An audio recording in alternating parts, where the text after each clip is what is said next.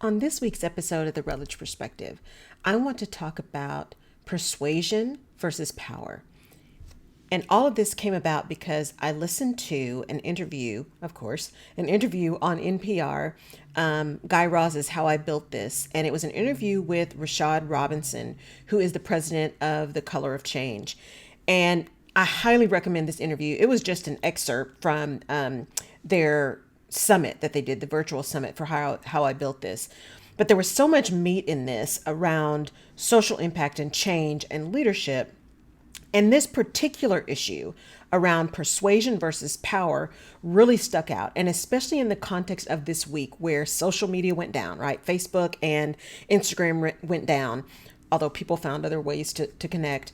It all really kind of came together in the sense of leadership and how we're showing up and what it really means to make an impact. So I highly recommend you listen to that. There's so much other stuff there that I'll get a chance to talk to at some point. But for this moment, I really want to talk about this idea of presence versus power. Now, we've talked a lot in the past about showing up and being present and being visible. And at least for me, the story I've told you guys is this whole idea of, my little introverted self. I prefer to be part of the team. I prefer to be kind of behind the scenes. I don't love being the center of attention. That's just not how I'm wired. It's not who I am. I love making an impact but to intentionally be the center of attention is not really my thing. Now, that doesn't mean I'm afraid to be in front of big groups and all that. None of that stuff bothers me. But to intentionally be highly visible for visibility's sake is just not where I lie. And so this process of really thinking about visibility at a different perspective, which is in order for you to make the impact you want to make, you've got to be readily available, i.e. visible to the people who need you and upon whom and for whom you want to make an impact. So your desire to kind of be behind the scenes actually prevents you from making the impact you want to make. Well, thinking about all of the stuff we have this season, right? This COVID season, especially when everybody got on social media, everything was virtual because we had to do something that way. We had to figure out a way to connect and continue to work that was safe, therefore virtual.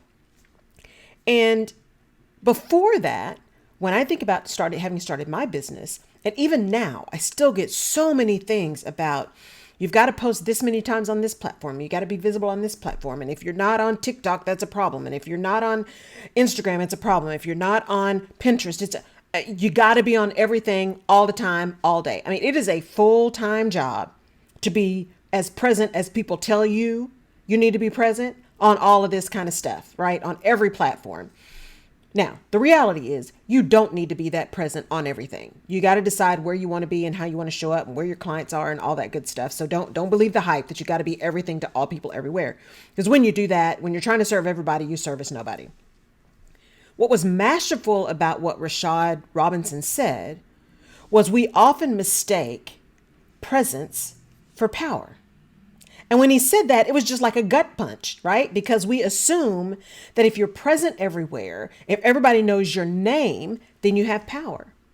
But if you are not able to truly make systemic, sustainable changes, you are simply visible.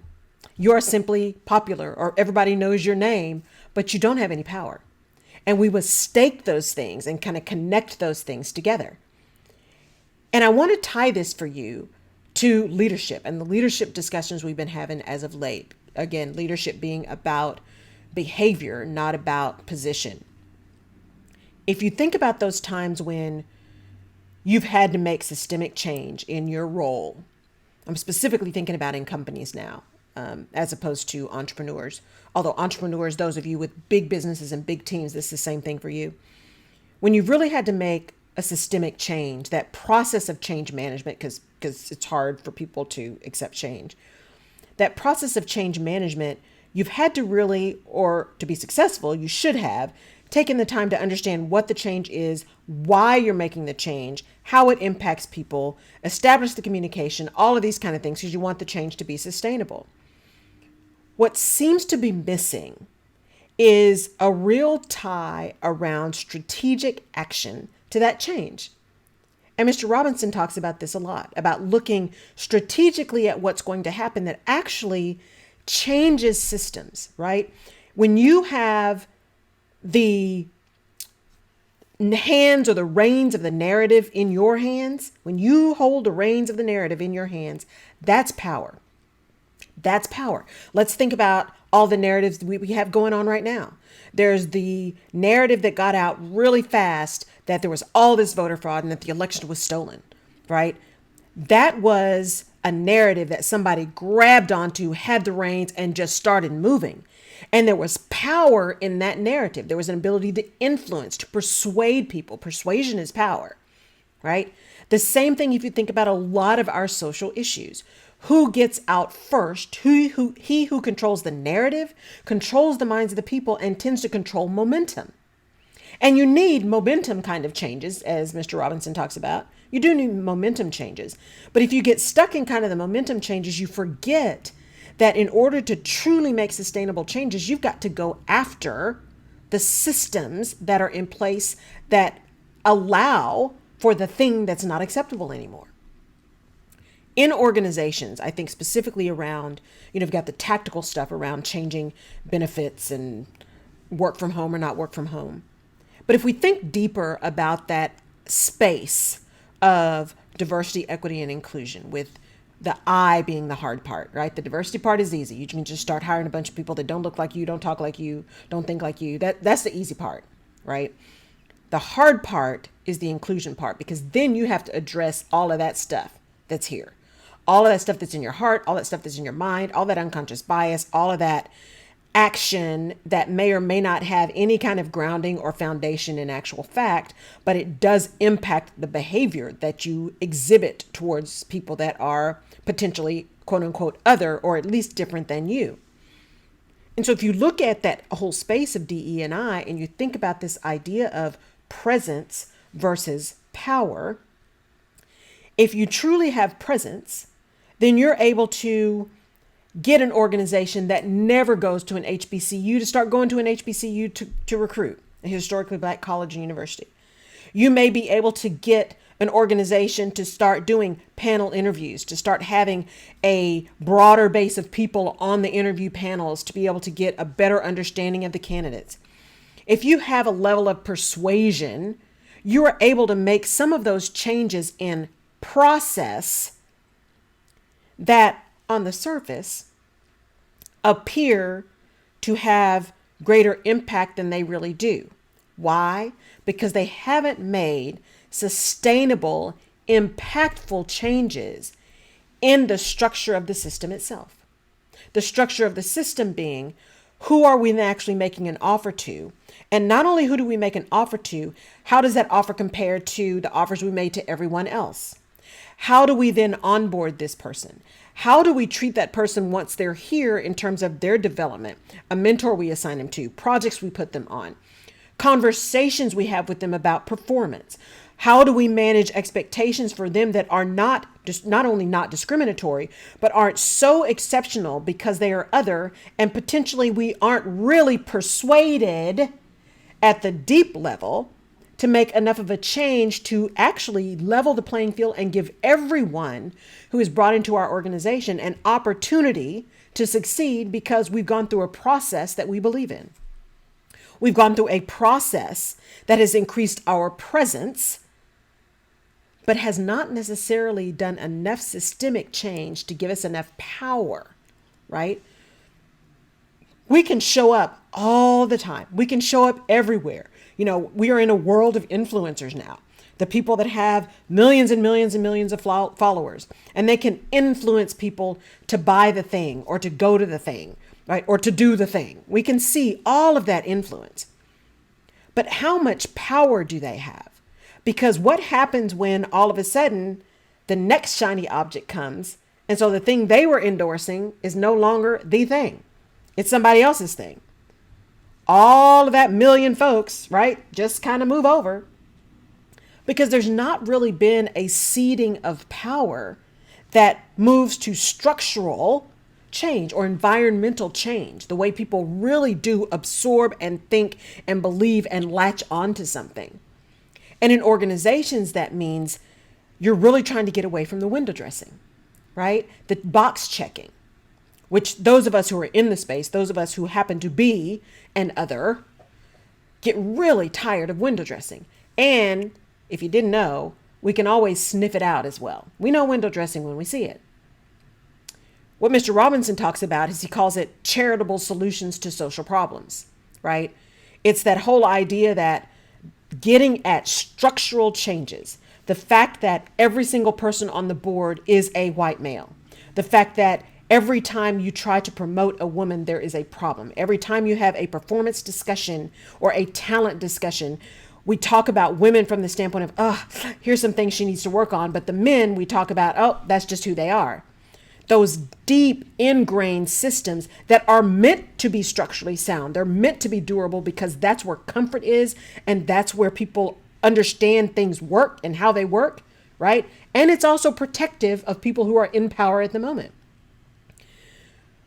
But those charitable solutions to systemic problems is putting that window dressing that says, okay, we're going to go have the panel.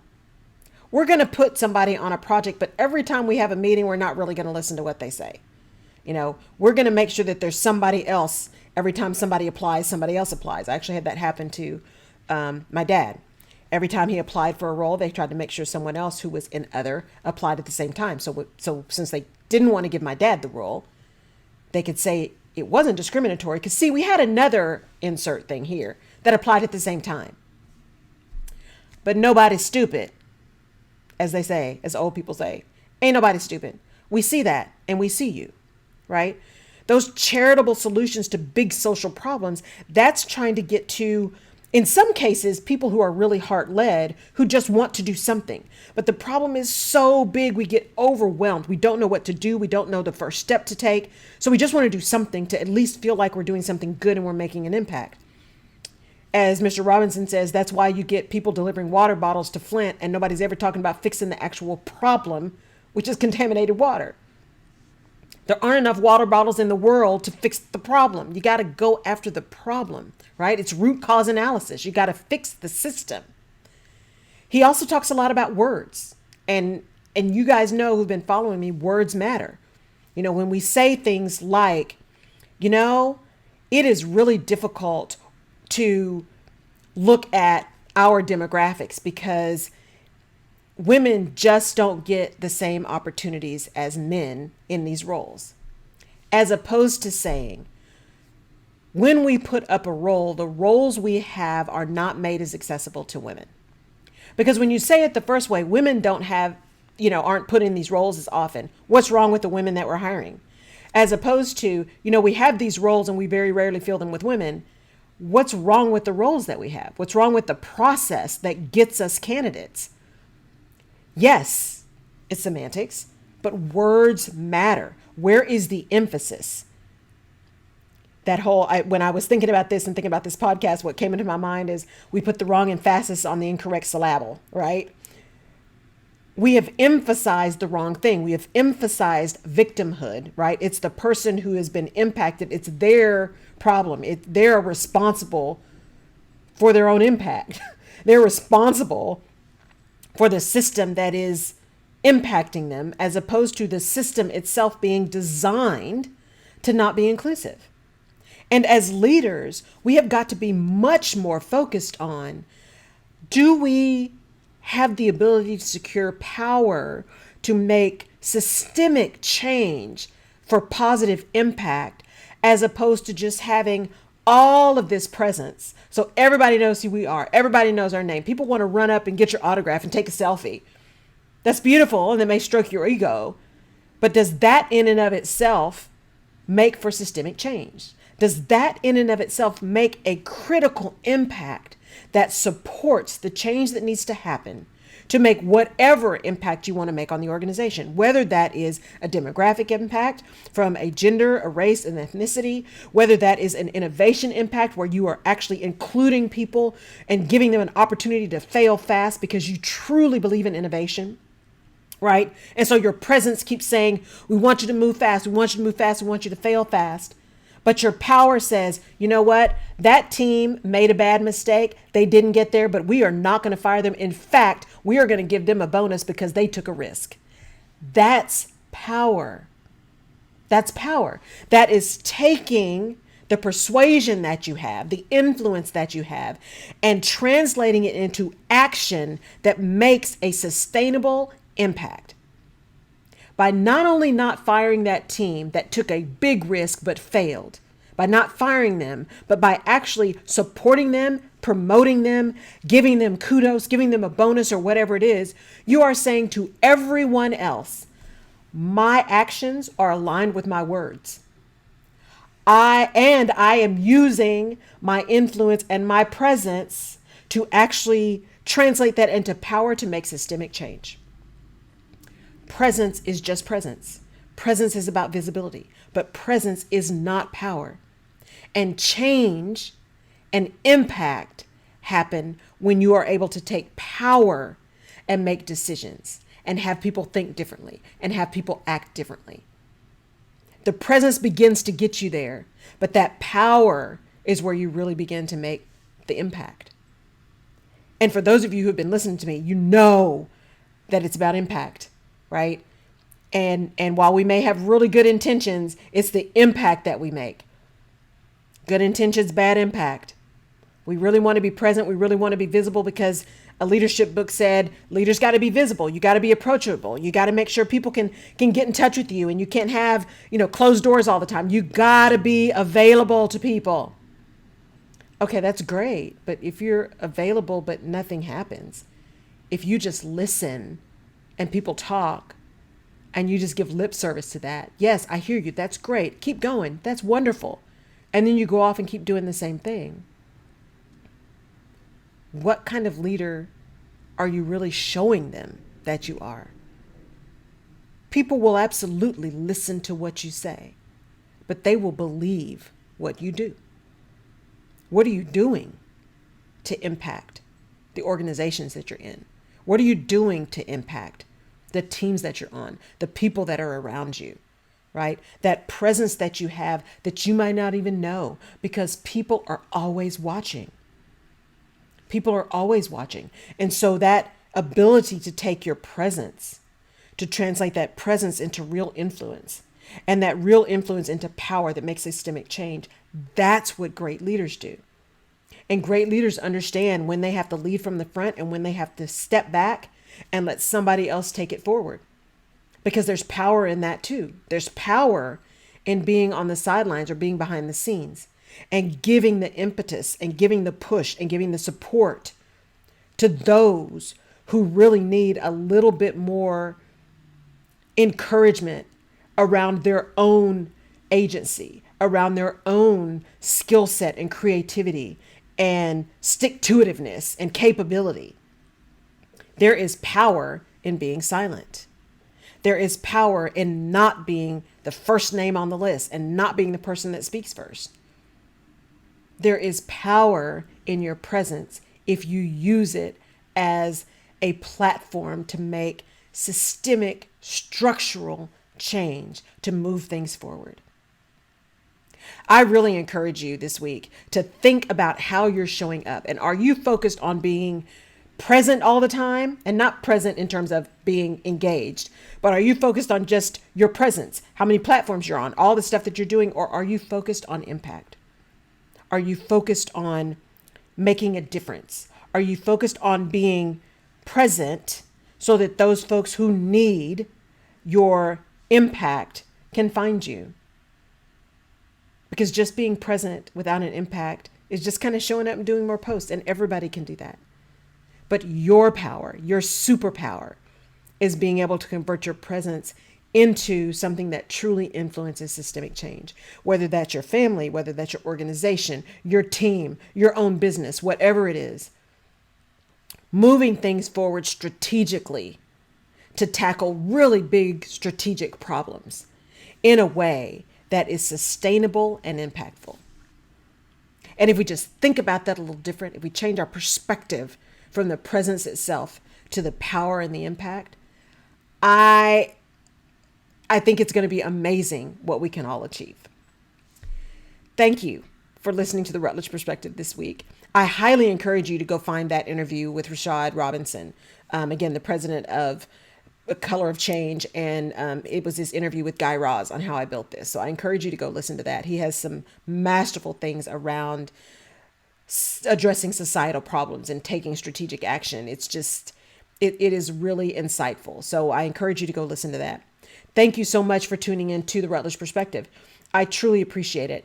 I really am myself moving into being very mindful of, is it just a presence activity or is it a power activity?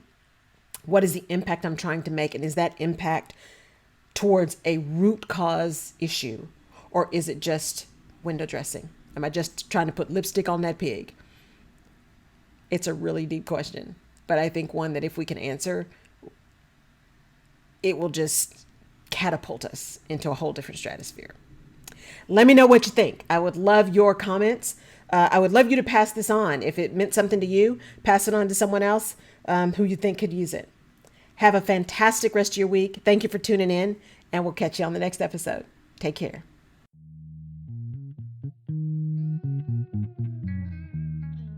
You've been watching The Rutledge Perspective. Thank you for tuning in. If we have given you a different perspective, or if you've learned something new that you hadn't thought about before, please subscribe to the Rutledge Perspective podcast where you get your favorite podcasts, and give us a like on iTunes or Google Play or Stitcher. We really appreciate it. And your feedback is important as well, as we use that to inform our next episodes. You can also head over to my website, laurelrutledge.com, and download a freebie called Where's My Mojo that can really help you get out of your rut or maybe talk you back off that ledge of frustration. You can also find previous episodes of The Rutledge Perspective on laurelrutledge.com. I really appreciate your tuning in. Thank you so much, and we'll see you next time.